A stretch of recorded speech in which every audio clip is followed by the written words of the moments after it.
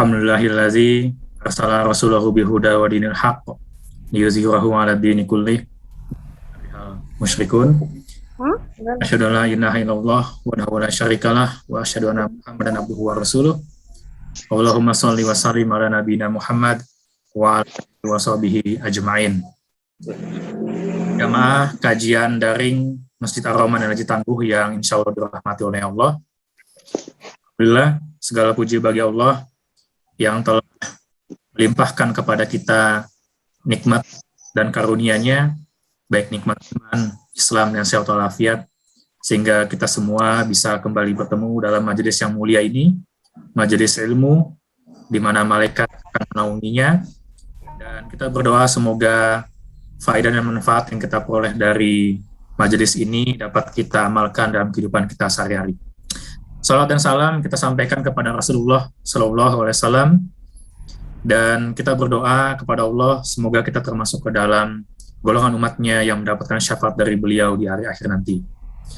Alhamdulillah, para jamaah, kita kembali mendapatkan kehormatan untuk bisa berjumpa kembali dengan Ustadz kita, Ustazuna Amin Urbaitz, Hafizahullah Ta'ala, di kajian Ar-Rahman pada kesempatan sore hari ini, yang insya Allah kita akan mengetengahkan sebuah tema yang sangat menarik ya, tentang riba, di mana kita akan beliau akan membahas mengenai seluk-beluk riba lewat buku beliau yang berjudul Ada Apa Dengan Riba. Namun sebelum kita mulai kajian kita pada kesempatan kali ini, perkenankan ada beberapa informasi yang ingin panitia sampaikan. Yang pertama adalah kajian ini disiarkan secara langsung juga secara live streaming di akun YouTube Masjid Ar-Rahman Al-Haji Tangguh. Alhamdulillah, ini adalah pertama kalinya kita live streaming di sana. Teman-teman bisa berkunjung ke channel kami di Masjid Ar-Rahman Al-Haji Tangguh. Dan ini adalah alhamdulillah pertemuan yang kelima kalinya Ustaz Ami membersamai kita dalam kajian beliau. Yang kedua adalah kajian insya Allah akan berlangsung selama 1 jam dengan 45 menit berupa penyampaian materi dari beliau dan 15 menit adalah saya tanya jawab. Bagi jamaah yang punya pertanyaan dapat menuliskan di kolom chat dan juga di kolom chat YouTube. Insya Allah nanti kami akan bacakan sesuai dengan waktu yang tersedia. Yang ketiga, dimohon kepada seluruh peserta kajian untuk menonaktifkan mikrofonnya agar kajian dapat berlangsung dengan lancar dan tertib. Terakhir, ada pesan sponsor dari panitia terkait dengan giveaway, ya. Jadi insya Allah akan ada hadiah dari panitia kepada jamaah yang berhasil menjawab pertanyaan dari Ustadz terkait dengan kajian. Hadiahnya berupa buku Ustadz ya, yang berjudul Ada Apa Dengan Riba seperti ini. Insya Allah buku akan kami kirimkan langsung ke jamaah pemenang dengan biaya ditanggung oleh panitia. Kurang lebihnya itu yang dapat kami sampaikan dari pihak panitia. Sekarang kurang lebihnya kita akan langsung masuk kepada materi penyampaian oleh Ustadz. Kepada Ustadz Amin Urbaitz, Hafizahullah Ta'ala, tafadhal masykurah. Assalamualaikum warahmatullahi wabarakatuh. Alhamdulillahi rabbil alamin. Wassalatu wassalamu ala ashrafil mursalin Nabiyyina wa maulana Muhammadin wa ala alihi wa sahbihi ajma'in. Wa ashhadu an la ilaha illallah wahdahu la syarikalah. Wa ashhadu anna Muhammadan abduhu wa rasuluh sallallahu alaihi wa ala alihi wa sahbihi wa sallama tasliman katsira. Alhamdulillah, kembali kita bersyukur kepada Allah. Di kesempatan kali ini kita belajar bersama dengan panitia kajian LNG Ar-Rahmah ya, di Papua, dan disiarkan secara live dalam kanal mereka. Juga insya Allah Anda bisa menyimak di ANB Channel. Dan kajian kita seputar masalah riba mengacu kepada buku yang telah kami terbitkan dengan judul Ada Apa Dengan Riba. Tayyib, saya tidak akan memberikan mukaddimah terkait kenapa kita harus belajar riba, karena barangkali Bapak Ibu sudah sering mendengar itu. Namun di kesempatan kali ini ya, kita langsung masuk ke materi. Saya siapkan sebuah konten, barangkali bisa membantu untuk memahami materi. Baik, pertama kita akan membahas tentang makna riba. Makna riba dari sisi bahasa. Riba dari sisi bahasa berasal dari kata roba yarbu, yang artinya tumbuh dan berkembang. Ibu riba nih, Bu. Allah Subhanahu wa taala berfirman di surat Al-Haqqah ayat yang ke-10, fa'asaw rasula rabbihim fa'akhadahum akhdatan rabiyah. Masing-masing mereka mendurhakai rasul Tuhan mereka, utusan Allah taala, lalu Allah menyiksa mereka dengan siksaan yang rabiyah. Apa yang dimaksud dengan akhdatun rabiyah, siksaan yang rabiyah? Maksudnya adalah siksaan yang terus-menerus bertambah. Dan itulah hukuman yang diberikan oleh Allah kepada orang kafir, di mana siksaan yang diberikan kepada orang kafir itu tidak stagnan tapi bertambah, sehingga siksaan mereka saat ini dengan siksaan mereka kemudian lebih parah siksaan kemudian dibandingkan siksaan yang pertama. Allah Subhanahu wa taala juga berfirman di surat Al-Hajj ayat yang kelima, فَإِذَا أَنْزَلْنَا عَلَيْهَا الْمَاءَ اهْتَزَّتْ فَإِذَا أَنْزَلْنَا عَلَيْهَا الْمَاءَ اهْتَزَّتْ وَرَبَّتْ وَأَنْبَتَتْ. Di sini kata robat yang menjadi kepentingan kita. Robat artinya adalah tumbuh, sehingga bumi ketika dia terkena hujan, maka bumi itu tumbuh, menumbuhkan berbagai macam tanaman. Ini riba secara makna bahasa, artinya tambahan atau tumbuh atau bertambah. Kemudian riba secara istilah. Dalam syariat, riba memiliki dua pengertian secara istilah. Yang pertama, riba dalam makna luas, dan yang kedua, riba dalam makna sempit. Ada riba dalam arti yang luas dan ada riba dalam arti yang lebih sempit. Riba dalam makna luas pengertiannya adalah semua transaksi jual beli yang dilarang syariat. Semua transaksi jual beli dan praktek transaksi apapun yang dilarang oleh syariat. Ibnu Abi Aufa mengatakan, An-najish akilur riba khain. Orang yang melakukan transaksi najash, dia pemakan riba. Orang yang melakukan transaksi jual beli najash adalah pemakan riba. Di sini disebut pemakan riba, padahal najash itu tidak ada hubungannya dengan praktek riba dalam arti yang lebih sempit. Ya. Kenapa disebut sebagai pemakan riba? Orang yang mendapatkan uang dari hasil najash, maka hasil najash itu haram. Praktek najash gimana sih, Pak? Misalnya si A sebagai penjual, si B sebagai pembeli. Mereka sedang tawar-menawar. Datang C. Nah, C ini manas-manasi, sehingga dia ngasih pengaruh kepada si B biar segera beli meskipun dengan harga yang mahal. Ya, bisa dengan kemudian dia tanya, berapa harganya? Ditawar B berapa? 500. Oh, saya berani bayar 1 juta ini. Ini barang bagus.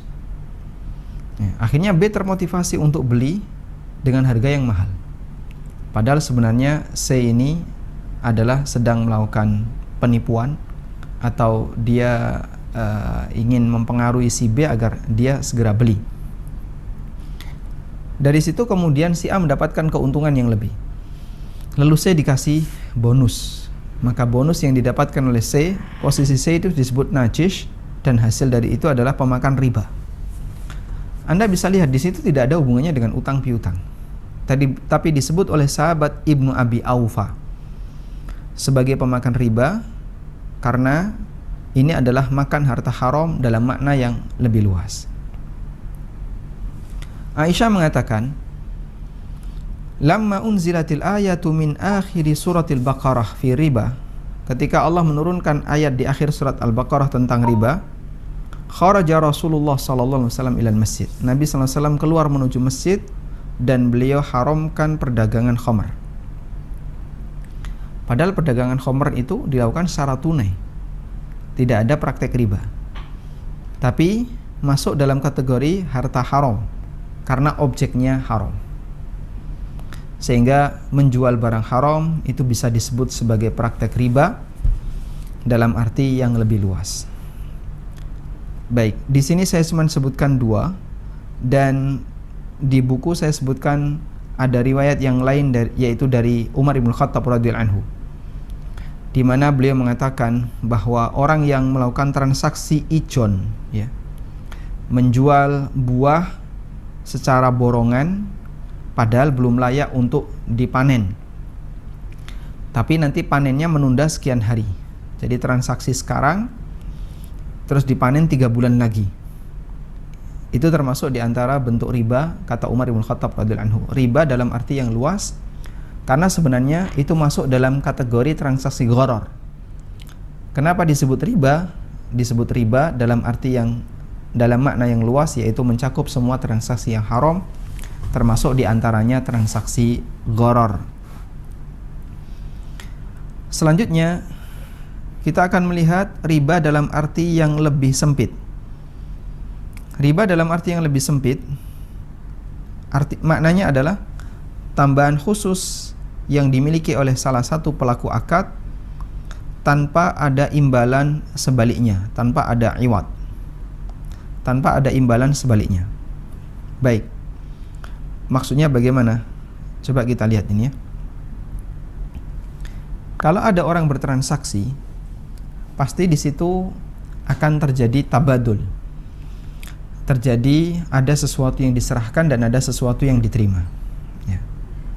Sehingga kalau ada orang yang dia pinjam uang 1 juta, ya, lalu nanti dia diminta untuk mengembalikan 1 juta. Dia diminta untuk mengembalikan 1 juta plus 100 ribu. 1 juta plus 100 ribu. Baik. Anda bisa lihat di sini ada tambahan yang didapatkan oleh salah satu pelaku akad, tapi tambahan itu tidak ada penyeimbangnya. Di sini kosong. Saya cuma terima duit 1 juta. Lalu nanti saya kembalikan senilai 1.100.000. Berarti orang itu dapat 100 ribu bila iwat, tanpa ada penyeimbang apapun. Di sini kosong. Nah, coba Anda bedakan dengan kasus yang kedua. Ada orang punya uang 1 juta. Ada orang punya uang 1 juta. Lalu uang itu digunakan untuk usaha, atau diserahkan ke A dan minta kepada A, tolong ini jadikan sebagai modal usaha. Ya. Sehingga uang itu digunakan untuk usaha. 1 juta digunakan untuk usaha. Lalu dia mendapatkan 1 juta plus 500 ribu. Ini keuntungan. Sudah? Sekarang Anda bisa lihat apa penyeimbang 500 ribu ini. Penyeimbang 500 ribu itu adalah usaha. Sehingga ini keuntungan yang halal ataukah tidak? Jawabannya ini keuntungan yang halal. Kenapa? Ada sesuatu yang didapatkan, tapi dia punya penyeimbang. Baik. Disinilah kita bisa melihat apakah keuntungan itu halal ataukah tidak, bukan diukur dari besar kecilnya nilai keuntungan tersebut, tapi dilihat dari bagaimana cara dia mendapatkan keuntungan. Maka Anda jangan memandang, loh ini kok mahal, ini riba, ini mahal. Ya. Kalau murah nggak apa-apa, kalau mahal riba. Loh, ngeklaim mahal riba ini bermasalah. Keuntungan itu halal selama itu dilakukan dari hasil jual beli yang sah. Tayyib. Makanya kalau misalnya ada orang berpikir, kalau kecil enggak apa-apa, kan cuma 7% setahun, 8% per tahun, ya. Seperti kur itu kan kecil sekali, cuma 8% per tahun. Berarti 1 bulan cuman berapa? 0, sekian. Ya. Tapi kalau gede, jual beli gede sampai 20%, 30%, nah itu riba. Jelas ini adalah pemahaman yang salah. Tayyib, kita lanjutkan. Makna tambahan bisa artinya tambahan karena penundaan pembayaran utang yang disebut riba dain. Utang 1 juta lalu nanti bayar 1.100.000, atau tambahan dalam bentuk perbedaan kuantitas yang disebut dengan riba fadl. Misalnya tukar menukar antara uang pecahan 100.000 dengan uang pecahan 10.000, tapi ada selisih 10.000. Jadi yang didapatkan cuma 90.000. Ini nyerahkan 100 dapat 90.000. Ada selisih di situ. Yang ketiga, tambahan dalam perbedaan waktu penyerahan yang disebut dengan riba nasi'ah. Yang satu diserahkan sekarang, yang satunya tertunda besok. Untuk transaksi benda ribawi. Ini masuk dalam kategori riba nasi'ah. Nah, selanjutnya kita akan melihat salah satu hadis yang sering disampaikan di tengah masyarakat, ya, bahwasanya riba itu memiliki sekian puluh pintu. Yang paling ringan seperti berzina dengan ibunya. Hadis itu adalah hadis dari Ibnu Mas'ud radhiyallahu anhu. Nabi sallallahu alaihi wasallam bersabda, "Ar-riba 73 baban." Riba itu ada 73 pintu. Kemudian dalam riwayat yang lain dari Abu Hurairah radhiyallahu anhu, Nabi sallallahu alaihi wasallam bersabda, "Ar-riba 70 huban." Riba itu ada 70 sekian pintu. Ada 70 pintu, 70 dosa. Riba memiliki 70 dosa. Aisaruha, yang paling ringan, seperti orang menikahi ibunya. Menikah dengan ibunya sah atau tidak? Ya pasti batal. Sehingga apa makna ayyangkiha? Makna nikah di sini adalah hubungan badan.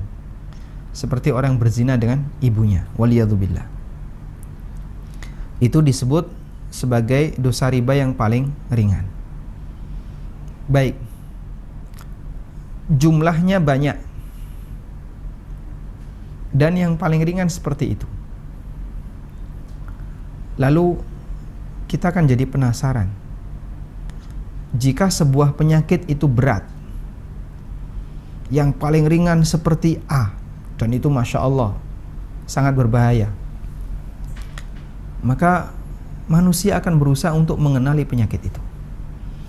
Tujuannya apa? Biar dia bisa menghindari. Dan kalaupun terkena penyakit itu, dia berusaha untuk mengobati, tahu solusi. Baik. Jika ada sebuah dosa yang jumlah dosa itu banyak, lalu apa yang harus kita lakukan? Kita harus berusaha untuk mengenalinya. Kenapa? Agar kita tidak terjerumus ke dalam dosa itu. Nah, sekarang riba jumlahnya ada banyak pintu. Coba sebutkan 5 pintu riba. Ya. Giveaway yang pertama. Sebutkan 5 pintu riba. Baik. Kalau saya minta tolong sebutkan, ini kan ada 70, sebutkan 10 saja. Mungkin kita akan kesulitan untuk menyebutkannya. Nah, sekarang tolong sebutkan riba, pintu riba 5 saja. Nanti ada giveaway, ya. Baik. Sekarang kita akan lihat apa sih makna 70 di sini. Ada keterangan As-Sindi. Wal muradu at-taktsir dunat tahdid. Maksudnya adalah untuk menunjukkan bahwasanya celah riba itu banyak dan bukan untuk pembatasan angka tertentu. Wa bihi yadhharu at-tawfiqu baina hadzal hadits wal hadits ati. Sehingga dengan ini kita bisa menyelaraskan dengan hadis setelahnya yang menyebutkan angka yang berbeda. Karena di situ ada yang menyebutkan 73, ada yang menyebutkan 70 saja. Loh, ini yang benar yang mana? 70 atau 73? Kata As-Sindi, angka itu sebenarnya untuk menunjukkan jumlahnya banyak, bukan untuk menunjukkan angka tertentu. Terus rinciannya seperti apa? Di sini ada fatwa Syabakah Islamiyah. Beliau di sana dinyatakan tentang masalah pintu-pintu riba, walam najid man ta'arrada min ahli ilmi li ta'yin hadhil abwab wa ta'dadiha. Dan kami tidak menjumpai seorang pun ulama yang menyebutkan dan merinci apa saja pintu riba itu. Ini ada di Fatwa Syabakah Islamiyah. Baik. Namun jika kita lihat jumlah banyak ini, kira-kira ke arah mana? Padahal kalau kita hitung riba itu kan tadi kita sudah sebutkan ya, ada riba jahiliyah atau riba dain, ada riba fadl, ada riba nasi'ah. Cuman 3. Terus yang lain mana? Maka jawabannya adalah jika kita bawa kepada makna riba dalam arti yang luas, yaitu mencakup semua transaksi yang haram, mungkin 70 yang kata Asindi tujuannya adalah dalam rangka untuk menyebutkan jumlahnya banyak, mungkin masuk. Sehingga wallahu a'lam, Nabi SAW menyebut riba ada 70 pintu, artinya riba itu ada banyak pintu, mencakup riba dalam arti yang luas maupun riba dalam arti yang lebih sempit. Nah, selanjutnya, hukuman riba di 5 fase kehidupan manusia. Ini barangkali cukup sering kita dengar, maka saya bacakan sekilas saja. Pertama, hukuman di dunia, Allah binasakan hartanya. Dan makna dibinasakan harta itu kata Ibnu Katsir ada 2 makna. Yang pertama adalah yuzhibahu, Allah Ta'ala hilangkan semuanya, bil kulliyah, secara total, sehingga hartanya ludes, habis. Atau yang kedua, Allah haramkan keberkahan hartanya, sehingga dia tidak bisa memanfaatkannya secara maksimal, sehingga dia diadab di dunia dan dihukum di akhirat. Dan ini semakna dengan sabda Nabi SAW dalam hadis dari Ibnu Mas'ud, ma ahadun aktsara minar riba illa kana akibatu amrihi ila qillatin. Siapapun yang memperbanyak hartanya dengan cara riba, maka akhir urusannya akan menjadi miskin. Dan hadza mujarrab, ini terbukti di lapangan. Yang kedua, hukuman di alam kubur. Setelah dia mati di alam kubur, dia berenang di sungai darah, sebagaimana mimpi Nabi SAW, di mana ada orang yang berenang di sungai darah, kemudian dia ada orang satu lagi di tepi sungai membawa batu. Setiap kali yang berenang ini menepi, dilempari dengan batu, lalu dia balik lagi ke tengah, dan begitu seterusnya sampai waktu yang wallahu alam hanya Allah yang tahu. Hadisnya riwayat Bukhari. Ketika Nabi SAW bertanya, siapakah itu? Malaikat menjawab, itu adalah pemakan riba. Kemudian dia dibangkitkan seperti kerasukan setan. Allah Ta'ala berfirman, alladzina ya'kuluna ar-riba la yaqumuna illa kama yaqumul ladzi yatakhabbathuhu asyaitanu minal mas. Orang yang makan riba itu tidaklah dibangkitkan melainkan seperti orang yang kemasukan setan. Yang kata Ibnu Abbas, pemakan riba dibangkitkan di hari kiamat seperti orang gila yang tercekik. Nah, lalu di padang mahsyar mereka akan ditantang perang, sebagaimana yang Allah firmankan di surat Al-Baqarah, fa in lam taf'alu fa'dhanu biharbin minallahi wa rasuli. Kalau kalian tidak lakukan, maka umumkan untuk perang dengan Allah dan Rasulnya. Ibnu Abbas mengatakan, kelak di hari kiamat bagi pemakan riba, dia diperintah, khudh silahaka lil harbi, ambil senjatamu untuk perang. Dan tentu seorang hamba di hari kiamat sangat butuh ampunan dari Allah, sehingga ketika dia ditantang perang, ini adalah ancaman yang berat bagi mereka. Kemudian yang kelima, setelah selesai di padang mahsyar, jadi kalau ini terjadi di mahsyar, setelah selesai mahsyar, maka penentuan apakah orang itu akan masuk surga ataukah masuk neraka. Dan pemakan riba mendapatkan ancaman masuk neraka. Wa man 'ada, Allah berfirman di surat Al-Baqarah 275, wa man 'ada fa ulaika ashabun nar hum fiha khalidun. Siapa yang sudah dapat peringatan lalu dia berhenti dari transaksi riba, maka dia dapat pahala. Tapi kalau dia kembali lagi, maka dia ashabun nar, dia penduduk neraka. Baik. Ini 5 ancaman bagi pemakan riba di 5 fase kehidupan manusia. Selanjutnya kita akan bahas bahwa riba itu diharamkan di semua agama, sehingga tidak hanya terlarang dalam syariat Muhammad sallallahu alaihi wasallam. Allah berfirman menceritakan tentang kondisi Bani Israel, Yahudi, wa akhdhihimur riba wa qad nuhu anhu. Mereka makan riba padahal sudah dilarang. Wa aklihim amwalan nasi bil batil, dan mereka makan harta manusia dengan cara yang batil. Al-Mawardi mengatakan, innar riba lam yahilla fi syari'atin qat. Sesungguhnya riba itu tidak halal di semua syariat, berdasarkan firman Allah Ta'ala, wa akhdhihimur riba wa qad nuhu an.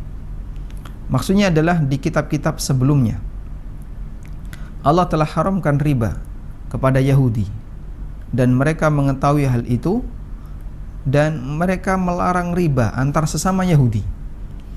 Walakinnahum yuhbihunahu ma'a ghairihim, tapi mereka membolehkan transaksi riba dengan selain Yahudi. Jadi kalau dengan sama Yahudi riba nggak boleh, kalau dengan selain Yahudi boleh. Nah, ini fikihnya Yahudi ya. Nah, baik, dan ada sebagian orang yang seperti itu ya. Kalau minum khamr di Indonesia haram, tapi kalau kamu minum khamr di daerah dingin ya, seperti di Greenland atau di Australia bagian selatan, atau di mana lagi misalnya di pokoknya di Rusia bagian utara, pokoknya di tempat-tempat yang dingin, itu boleh ya. Ini fikihnya orang liberal. Tayyib, kita lanjutkan. Makanya dulu orang Yahudi kalau bertransaksi utang piutang dengan orang Madinah sebelum Nabi SAW datang ke Madinah, mereka transaksinya pakai riba. Sehingga ada sebagian orang Madinah yang mereka punya utang dari Yahudi dalam jumlah yang besar, akhirnya nggak bisa bayar, ya. Kemudian yang harus lepaskan adalah tanahnya, sehingga Yahudi itu bisa memiliki tanah secara bertahap. Berikutnya ada satu cerita ya, yang ini terjadi di zaman jahiliyah sebelum Nabi SAW diutus. Abu Wahab bin Abid bin Imran bin Makhzum. Jadi Abu Wahab dari Bani Makhzum. Bani Makhzum ini baninya Abu Jahal. Dia pernah mengatakan, ini peristiwanya saat Ka'bah itu runtuh karena banjir, sampai Hajar Aswad terlepas dari tempatnya. Akhirnya mereka melakukan renovasi, dan saat renovasi mereka mengundang tukang, kemudian mendatangkan bahan baku dan seterusnya. Nah, itu kan butuh biaya. Dan ketika itu mereka melakukan iuran, orang-orang musyrikin melakukan iuran. Nah, saat menarik iuran, Abu Wahab dari Bani Makhzum ini, dia membuat pengumuman, ya ma'syara Quraisyin, la tudkhilu fi bunyaniha min kasbikum illa thayyiba. Wahai orang-orang Quraisy, jangan kalian libatkan untuk pembangunan Ka'bah kecuali dari hasil yang halal. Lalu dirinci oleh Abu Wahab apa saja yang enggak boleh. La yadkhulu fiha mahru baghiyyin wala bai'u riban wala madlamatu ahadi minan nas. Jangan melibatkan upah pelacur, hasil pelacuran, atau jual beli riba, Hasil jual beli riba tidak boleh, termasuk kezaliman kepada orang lain. Masya Allah. Sehingga orang musyrikin ini kenal transaksi riba, hasilnya nggak boleh dipakai untuk bangun Ka'bah. Memang kita tidak jadikan ini sebagai dalil. Ini perbuatan orang kafir. Namun ini menunjukkan bahwasanya sekalipun orang itu kafir, dia tahu kalau hasil riba itu hasil yang buruk.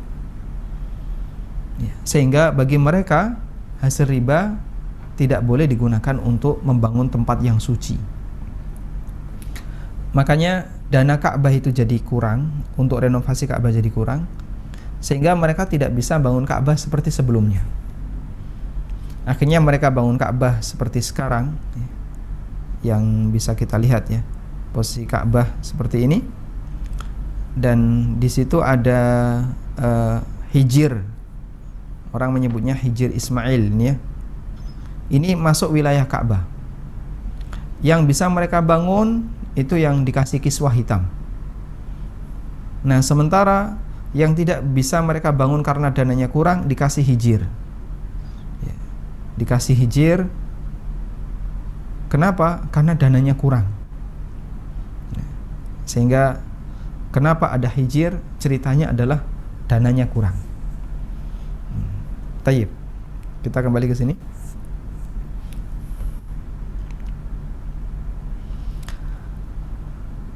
Kemudian kita lanjutkan dalih pembela riba. Umum di YouTube ya. Ada beberapa dai yang menurut mereka riba itu, jadi ada riba yang boleh, ada riba yang nggak boleh. Ada yang mengatakan yang ini masuk kategori riba, dilarang, yang ini nggak apa-apa. Ada pembelaan yang mereka lakukan. Lalu apa saja alasannya? Saya sebutkan dua ya. Yang pertama adalah hadis debu riba. Dari Hasan Al-Basri, dari Abu Hurairah radhiyallahu anhu, Rasulullah sallallahu alaihi wasallam bersabda, "La ya'tiyanna 'alan nasi zamanun la yabqa ahadun illa akala riba." Sungguh akan datang satu zaman di tengah umat manusia, tidak tersisa satu pun manusia kecuali dia makan riba. Fa illam ya'kulhu asabahu min bukharihi. Kalaupun dia enggak makan, dia akan terkena asapnya riba. Keterangan Ibnu Isa, asabahu min gubarihi. Yang dimaksud dengan terkena asapnya adalah terkena debunya riba. Sehingga kalaupun dia sudah menghindari riba, dia pasti tetap kena debunya riba. Dan itu muncul di akhir zaman di tengah umat manusia. Baik, hadis ini diperselisihkan oleh ulama apakah sahih ataukah tidak. Hadisnya diriwayatkan oleh Abu Dawud, Al-Hakim, dan Al-Hakim mengatakan para ulama kami mereka berbeda pendapat. Apakah Al-Hasan Al-Basri itu mendengar Abu Hurairah, pernah ketemu Abu Hurairah, pernah mendengar Abu Hurairah ataukah tidak? Fa in sahha sima'uhu minhu, jika Hasan Al-Basri pernah mendengar dari Abu Hurairah, fa huwa haditsun sahih, maka ini hadis yang sahih. Dan ulama khilaf, dan sebagian menilai sahih seperti Az-Zahabi, demikian pula As-Suyuti. Beliau menilai hadis ini sebagai hadis yang sahih. Baik, sekarang kita lihat makna hadis.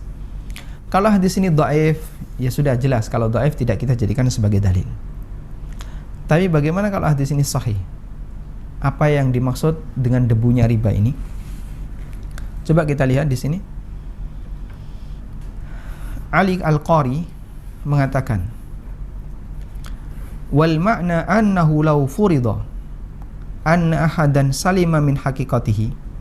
Makna hadis adalah, andaikan ada orang yang dia selamat dari makan riba secara hakiki, lam yaslam min atharihi wa in qallat jiddan, dia tidak akan bisa selamat dari pengaruh riba meskipun sedikit sekali, meskipun cuma dikit. Ini keterangan Mula Ali Al-Qari. Baik.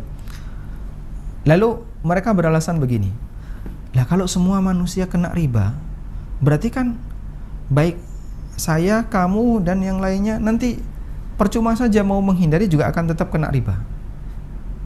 Ya, percuma saja kau hindari, nanti juga akan tetap kena riba. Nah, terus, jadinya kalau semuanya kena riba kan jadi ya sudah gimana lagi? Ya, jadi transaksi riba nggak bisa dihindari, ya nggak apa-apa. Gitu. Sesuatu yang tidak bisa dihindari selanjutnya nggak apa-apa. Nah, itu kesimpulannya. Karena semuanya kena, yang sudah menghindar kena debunya, berarti kan dia kena pengaruhnya, maka siapapun tidak bisa menghindarinya, dan sesuatu kalau nggak bisa dihindari ya sudah nggak apa-apa. Itu kesimpulannya. Baik, maka kita jawab ini ya. Hadis ini sifatnya menceritakan realita di masa mendatang. Ya, apakah masa itu sudah datang ataukah tidak? Wallahu a'lam, kita tidak tahu. Hadis ini menceritakan realita di masa mendatang. Jadi Nabi SAW ketika cerita itu, beliau menyampaikan besok akan ada seperti ini, bukan menjelaskan tentang hukumnya. Hadisnya tidak menjelaskan tentang hukum. Kalau hukum ada di hadis yang lain, berbagai macam ancaman keras bagi pemakan riba. Sudah? Lalu kaitannya dengan alasan mereka tadi bagaimana? Kaitannya dengan alasan mereka adalah jika hadis itu berbicara tentang masalah realita dan isinya keburukan yang merata di masyarakat, itu bukan dalil bahasanya keburukan itu menjadi kebaikan. Ya. Contoh, misalnya Nabi SAW menyebutkan bahwa nanti akan terjadi banyak zina, terjadi banyak pembunuhan, terjadi banyak A, B, C, D, dan seterusnya. Aneka penyimpangan. Semakin dekat kiamat kan, manusia semakin susah untuk diatur. Semakin banyak penyimpangan. Apakah kemudian itu jadi pembenar? Berarti kalau semuanya seperti itu nggak apa-apa. Wah, bahaya itu. Rasulullah SAW pernah mengatakan, ya, bahwasanya umatnya akan terpecah menjadi sekian golongan. Ya. Waftaraqa ummati ala 73 firqah. Umatku akan terpecah menjadi 73 golongan. Apakah kemudian berarti kita dukung saja perpecahan itu untuk mewujudkan hadis Nabi SAW? Bukan demikian. Beliau cerita realita, bukan bercerita tentang hukum. Insya Allah dipahami ya. Sehingga bedakan antara hadis yang berbicara tentang masalah realita di akhir zaman, yang itu sebagai bagian dari tanda kiamat, tanda dekatnya kiamat, dan secara umum itu buruk, itu bukan pembenar. Karena hadis ini tidak berbicara tentang hukum, tapi berbicara tentang realita. Sehingga kalau kita tahu itu, hindari, jangan sampai kita terlibat di sana, sebisa yang kita lakukan. Dan Allah Ta'ala mengajarkan kepada kita, fattaqullaha mastata'tum, bertakwalah kepada Allah semampunya. Sehingga kalau kita mampu seperti ini, meskipun masih kena, ya mampu kami hanya seperti ini, lebih dari itu di luar tanggung jawab. Itulah konsekuensi ketika kita memahami realita di akhir zaman. Sehingga ini bukan pembenar untuk membolehkan transaksi riba, tapi ini berbicara tentang realita di akhir zaman akan ada seperti ini, dan kita diminta untuk berusaha menghindarinya sebisa mungkin. Baik, ini alasan yang pertama. Kemudian yang kedua, boleh kalau pakai bahasa syubhat. Ini tadi adalah syubhat yang pertama, berikutnya kita pakai syubhat yang kedua. Kita akan melihat syubhat yang kedua. Alasan mereka, riba boleh asal tidak berlipat. Dan ada penceramah dari Jogja yang ngomong seperti ini. Ya, kemudian dia berdalil dengan firman Allah, ya ayyuhalladzina amanu la ta'kulur riba adha'afan mudha'afah. Wahai orang yang beriman, jangan makan riba secara berlipat. Wattaqullah la'allakum tuflihun. Bertakwalah kepada Allah agar kalian beruntung. Ya. Baik. Ayat ini kita yakin benar. Ya, meskipun terkadang disalahgunakan oleh sebagian pihak yang tidak bertanggung jawab. Dan ada rekaman ceramahnya itu ya. Jadi dia menyampaikan berdasarkan ayat ini maka bunga di bank itu bukan termasuk riba yang terlarang, karena riba yang terlarang itu jika berlipat. Kalau cuman dulu sekian persen ya, 8%, 9% per tahun, berarti 0, sekian persen per bulan. Kecil, boleh.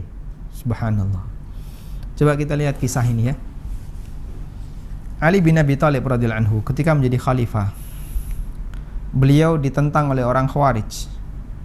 Mereka memberontak kepada kepemimpinan Ali dan mereka beralasan Ali telah kafir, keluar dari Islam. Kemudian mereka menyebutkan dalil Al-Quran tentang wajibnya berhukum dengan hukum Allah, dan Ali telah berhukum dengan hukum manusia. Mendengar dalil mereka, mereka menyampaikan Al-Quran. Mendengar mereka menyampaikan dalil, inil hukmu illa lillah wa man lam yahkum bima anzalallah fa ulaika humul kafirun. Sahabat Ali radhiyallahu anhu langsung berkomentar, kalimatu haqqin urida bihal batil. Itu kalimat yang hak tapi dimaksudkan untuk membela kebatilan. Dan banyak di masyarakat orang-orang yang punya penyimpangan seperti itu. Kalimat yang hak tapi digunakan untuk membela kebatilan. Baik, sekarang bantahannya bagaimana? Yang pertama, bahwa dalil tentang larangan riba itu banyak, sehingga tidak proporsional jika kita hanya mengambil satu ayat larangan sementara kita melupakan ayat yang lain. Ada ayat riba yang mengatakan bahwa siapa yang dilarang untuk ngambil riba, sisa-sisa riba harus ditinggalkan. Kemudian siapa yang tidak mau meninggalkannya maka dia ditantang perang. Ada yang dibangkitkan dalam kondisi sempoyongan, dan aneka ayat yang berbicara tentang masalah larangan riba yang lainnya. Jadi kalau ada larangan di surat Al-Baqarah, lalu ada larangan di surat Ali Imran, ada larangan di surat yang lain. Ini tadi ada di dalilnya ada di surat Ali Imran ayat 130. Maka idealnya gimana? Ya kita kumpulin semua, kita pakai semuanya. Allah mencela Yahudi yang mereka mengimani sebagian ayat Taurat dan kufur kepada ayat yang lain, sehingga yang menguntungkan diimani, yang enggak menguntungkan dilepas. Afatu'minuna bi ba'dil kitab wa takfuruna bi ba'd? Apakah kalian beriman kepada sebagian isi kitab dan kalian kafir kepada sebagian yang lain? Saya tidak mengatakan mereka kafir kepada sebagian isi Quran, tidak. Cuman praktek seperti itu ya, pendahulunya adalah kebiasaan Yahudi kayak gini. Artinya seorang mukmin ya gak boleh meniru praktek seperti ini. Makanya ketika berdalil, kumpulkan semuanya lalu simpulkan. Baik, kita lihat konteks ayat. Dalam tafsirnya Asy-Syaukani mengatakan, firman Allah Ta'ala ad'afa mudha'afa, riba yang berlipat ganda, laisa litakyidin nahyi, bukan untuk menjadi batas larangan terkait ayat haramnya riba, seperti yang dipahami bahwa itu terlarang jika dalam semua keadaan. Namun ayat ini diturunkan terkait kebiasaan mereka ketika itu, yang mereka jadikan sebagai tradisi dalam transaksi riba. Jadi di masa silam ini terjadi pada Bani Mughirah dengan Bani Thaqif. Bani Mughirah punya piutang di Bani Thaqif, lalu mereka nggak bisa bayar. Kemudian mereka mengatakan minta ditunda, nanti utang akan kami lipatkan pembayarannya. Dan dilarang oleh Allah Subhanahu wa taala. Hal yang sama juga disampaikan oleh Al-Alusi dalam tafsirnya. Berlipat ganda itu bukan untuk membatasi larangan sehingga asal riba itu dilarang kecuali yang berlipat, itu kalau pakai konsekuensi kebalikannya. Bukan seperti ini pemahaman yang benar, namun namun li mura'atil waqi', untuk mengkaitkan dengan realita ketika itu. Jadi kenapa Allah Ta'ala menyebut la ta'kulu riba ad'afa mudha'afa? Karena ada kasus seperti itu ketika itu. Tapi bukan berarti itu berlaku umum untuk semua semua praktek riba, maka dikembalikan kepada ayat itu. Karena ada larangan yang bersifat umum, semua riba dilarang. Wallahu ta'ala alam, demikian yang bisa kita sampaikan. Dan kita belum membahas beberapa materi yang lain berkaitan masalah riba, karena buku Ada Apa Dengan Riba cukup tebal ya, sekitar 300-an halaman, yang itu tidak mungkin bisa kita rangkum hanya dalam waktu 45 menit. Demikian, semoga bermanfaat. Wassallallahu ala nabiyyina Muhammadin wa ala alihi wa sahbihi wasallam. Alhamdulillah, jazakallah khair kepada Ustadz Amin Nurbait atas penjelasannya. Jadi merinding Ustadz, gak enak makan nih kayaknya nih setelah mendengar ini. Masya Allah, astagfirullahaladzim. Baiklah, berikutnya kita masuk ke sesi tanya jawab Ustadz. Alhamdulillah sudah ada beberapa penanya. Mungkin nanti bisa jadi pertanyaan yang ada ini akan relevan untuk materi-materi selanjutnya. Kita bacakan saja. Dari Bapak Rosihan, Mojokerto. Assalamualaikum warahmatullahi wabarakatuh. Apakah tukang parkir atau juru parkir yang bekerja di lahan lembaga ribawi terkena dosa riba? Jazakumullah khairan. Juru parkir bekerja di lahan lembaga ribawi. Ya.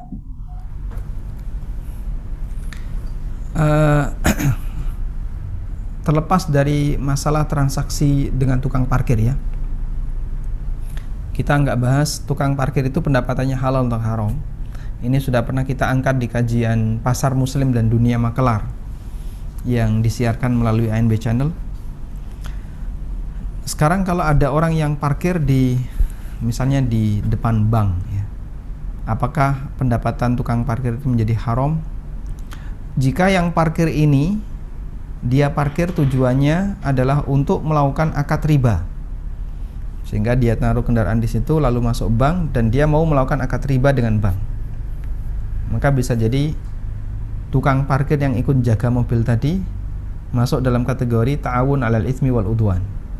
Sudah Bapak, tak amankan kendaraannya, silahkan masuk. Namun jika orang yang parkir ini tidak untuk melakukan transaksi riba, dan banyak ya nasabah yang cuman ngambil duit ke ATM, narik tunai, insya Allah tidak ada transaksi riba di situ, maka pembayaran parkir di sini tidak masuk dalam kategori tolong menolong dalam maksiat. Sehingga lihat kegiatan apa yang akan dilakukan oleh orang yang parkir tadi. Wallahu alam. Baik, jazakallah khair Ustaz atas jawabannya. Berikutnya kita persilakan interaktif dari Ibu SN Afni. Silakan Ibu untuk mengajukan pertanyaan kepada Ustadz. Oke, jazakallah. Assalamualaikum Ustadz. Waalaikumsalam warahmatullah. Jadi gini Ustadz, saya punya kakak yang udah lama bekerja di bank. Nah, dan dulu sebelum saya bekerja, sekarang saya alhamdulillah udah kerja. Beliau bisa dibilang tulang punggung keluarga karena ibu saya single parent. Nah, saat saya sudah kerja, saya sudah paham sedikit lah tentang riba. Saya sempat bilang ke beliau, mengasih informasi tentang pekerjaan beliau yang riba. Namun, memang beliau berdalih dengan beberapa dalih yang Ustadz sampaikan tadi. Nah, yang jadi kekhawatiran saya juga, tiap bulan itu kita kirim uang ke ibu kan Ustadz. Nah, apakah uang yang ibu saya terima dari kakak saya itu haram untuk dibelanjakan? Dan apa yang harus saya lakukan agar kakak saya bisa berhenti dari riba ini, Ustaz? Jazakallah. Anda ngirim uang ke ibu atau kakak ngirim uang ke ibu? Kami semua ngirim uang ke ibu tiap bulan. Nah, uang yang dari kakak saya ke ibu saya itu gimana ya, Ustaz? Baik.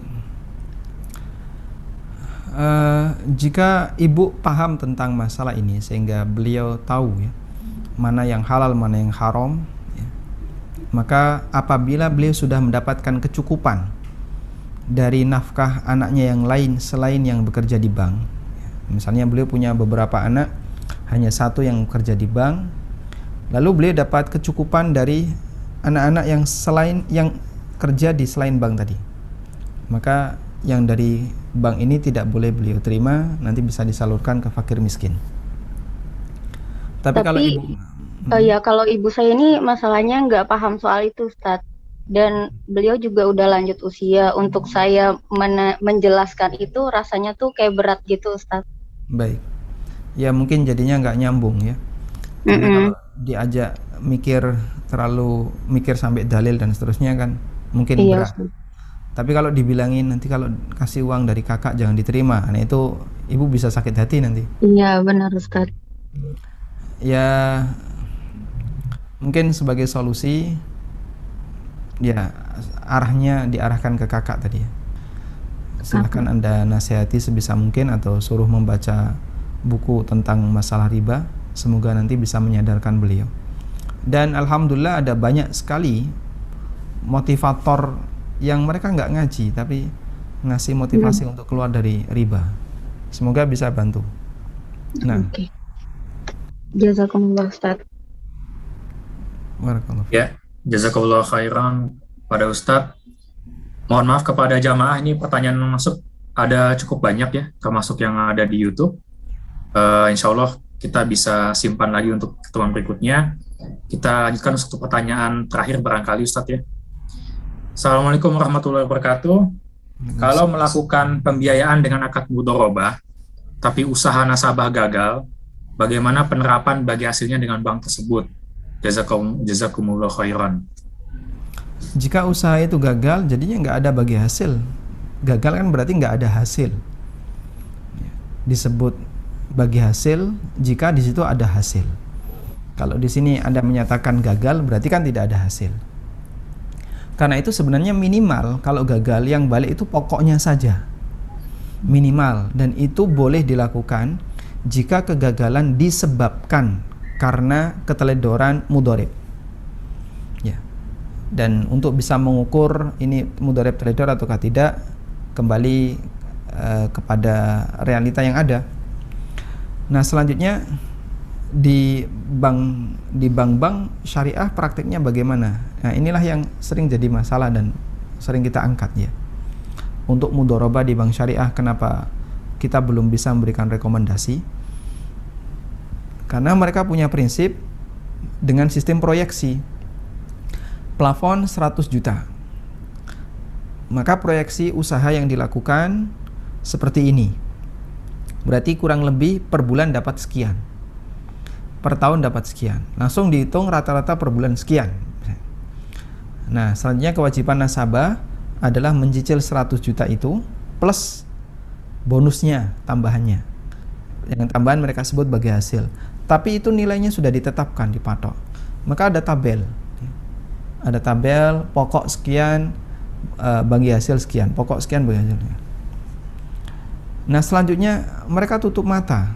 Ini pengusaha mau bangkrut, mau rugi, mereka nggak peduli. Pokoknya harus sesuai dengan tabel itu. Lah ini mudharabah macam apa yang kayak gini? Jadinya kita nggak sepakat dengan mudharabah kayak gini. Karena mudharabah itu melihat kondisi real. Ya, tapi Pak, waktu akad kan dia sudah sepakat dengan itu. Ini kesepakatan yang nggak boleh. Karena di antara syarat mudharabah tidak boleh ada bagi hasil tertentu. Boleh persentase ditentukan 30%, 40% itu boleh. Tapi tidak boleh angka tertentu. Kalau angka tertentu pelanggaran dalam akad mudharabah. Wallahu a'lam. Barakallahu fikum kepada Ustadz. Mungkin satu lagi Ustadz ya, dari YouTube terakhir. Dari Ibu Fasti, apabila orang yang bekerja sebagai analis kredit di bank konvensional yang menganalisa kelayakan debitur, apakah termasuk riba? Dia tidak melakukan transaksi riba, tapi membantu orang untuk melakukan transaksi riba.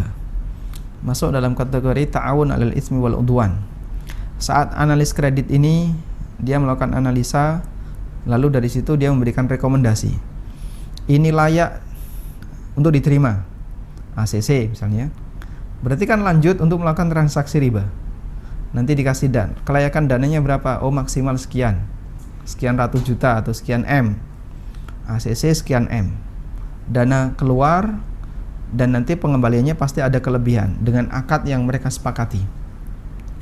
Dan orang yang terlibat sebagai analis tadi yang memberikan rekomendasi.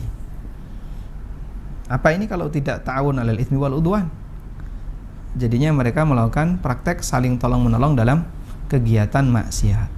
Wallahu a'lam. Baik, barakallahu fikum kepada Ustadz atas jawabannya. Kita masih ada 3 menit, Ustadz. Mungkin terakhir untuk giveaway-nya, Ustadz. Yang Baik. tadi sempat disinggung. 1 tadi sudah ya. Ya. Pertanyaan yang kedua.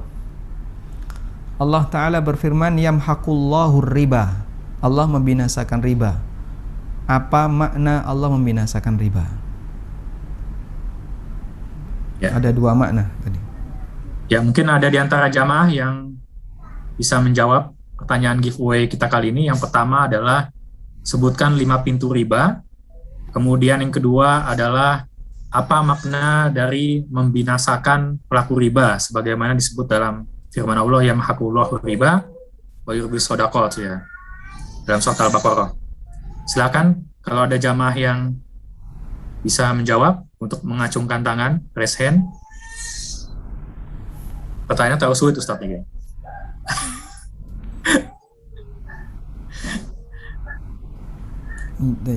Ini sudah ada yang menjawab pertanyaan pertama. Oh iya, Masya Allah. Insya Allah benar ini jawabannya ya.